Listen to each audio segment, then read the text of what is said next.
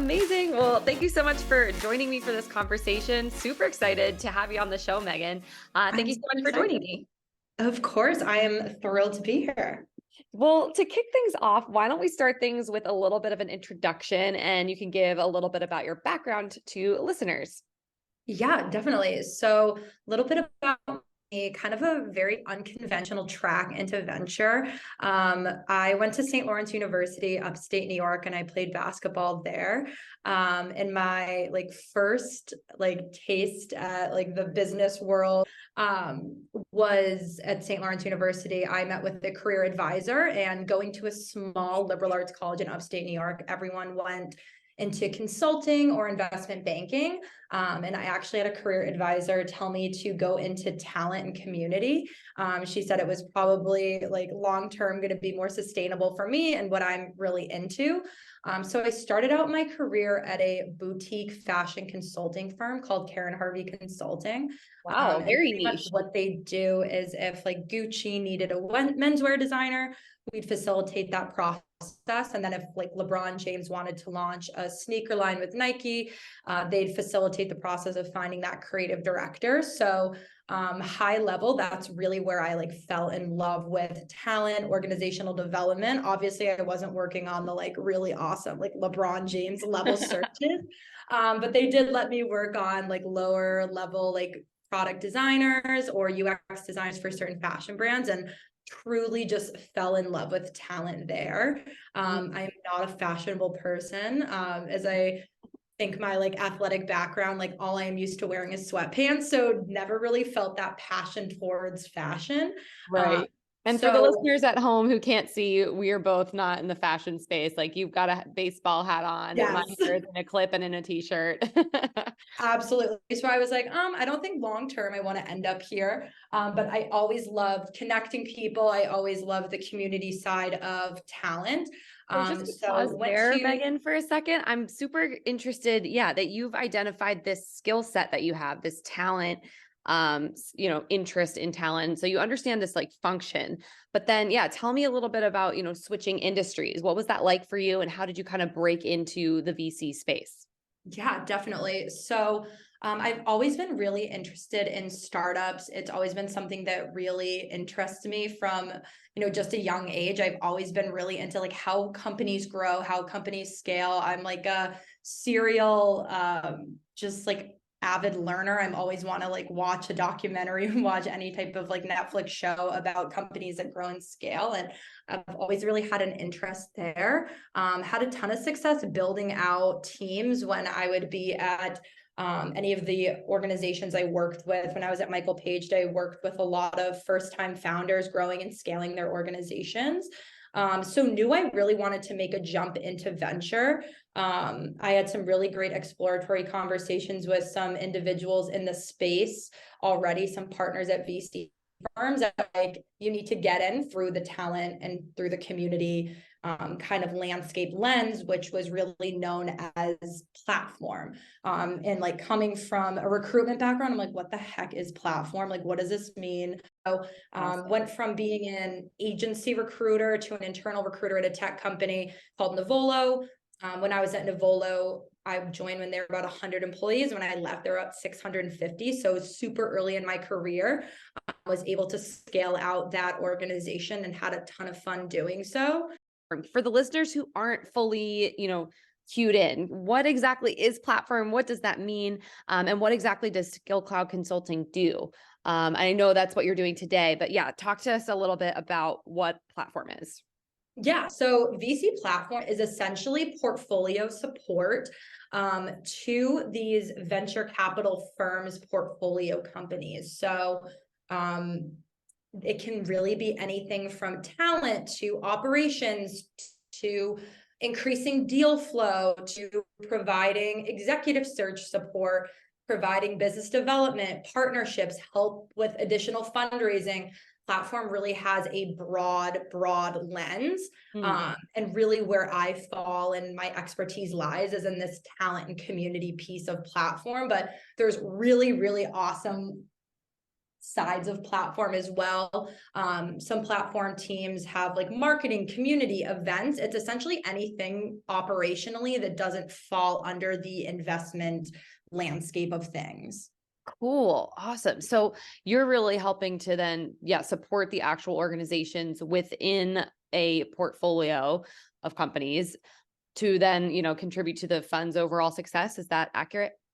Correct. Yeah. So the best way, there's so many articles, and there was a really awesome article that the VC platform community recently released, which is, I would highly advise anyone to go and give that a read. But yeah, it essentially kind of highlights that teams that have these well built out platform operational teams, actually their long-term fund performance is a lot higher than firms that don't have platform support. So being able to, help with executive search, being able to help with making that first foundational hire, those things long-term really do impact fund performance and provide a lot of support to these portfolio companies when they're in these really interesting growth stages. That's awesome. And yeah, you are, involved in these companies at such an interesting time. So sorry, I didn't mean to interrupt you. I just wanted to understand a little bit more clearly about what platform is. So what did you do before Skill Cloud Consulting? And now that you are at Skill Cloud, how do you strategically empower innovative organizations to help, strengthen these respective teams? Yeah, definitely. So before Skill Cloud Consulting Group, I was a member of the portfolio impact team at Primary Venture Partners. They're a seed stage VC firm in New York City. And pretty much what the portfolio impact team did was support founders as they grow and scale. So really assisting with anything from hiring that founding engineer, hiring that head of sales if they're getting ready to raise their Series A, and really being that go-to consultant for these portfolio founders as they're in these really special times and these really pivotal moments in their company's growth.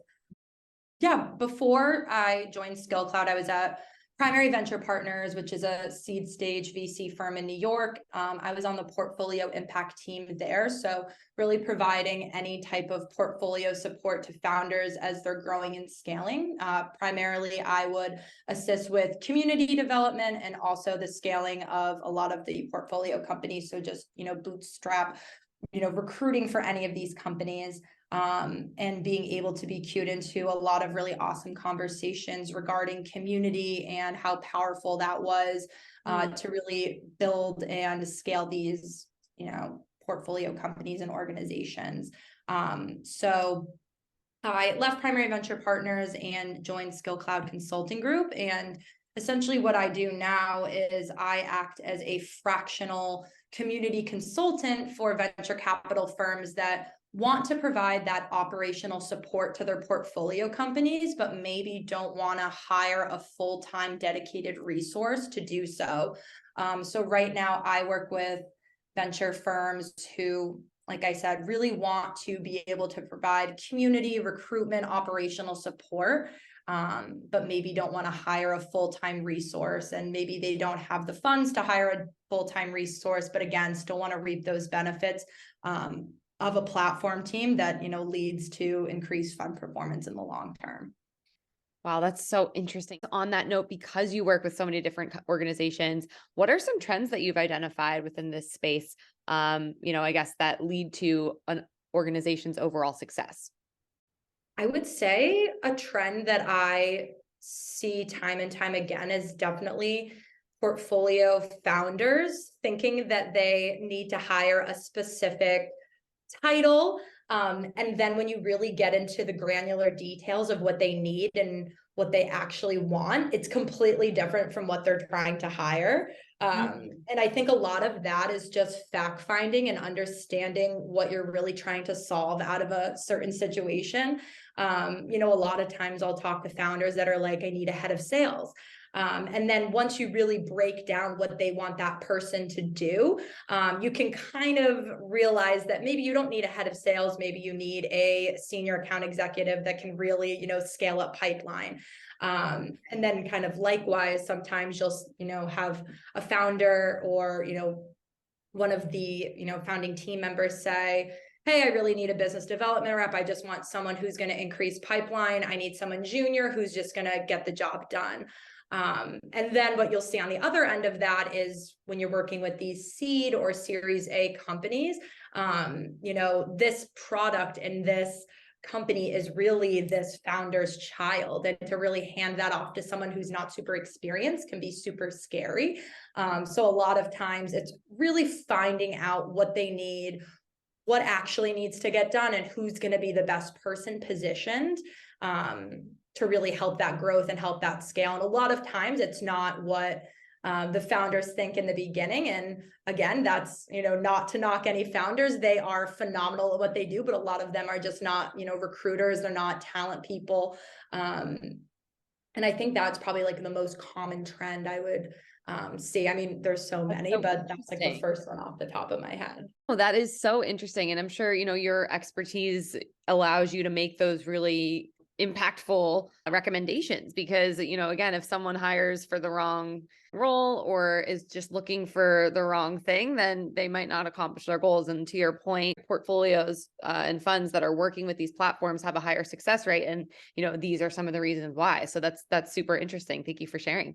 Of course, absolutely. And I could, talk about it all day, the importance of platform, but especially when you're in these early stage organizations, these key hires are going to be make or break if someone's able to raise their Series A funding round for, the next round that they're going out to raise.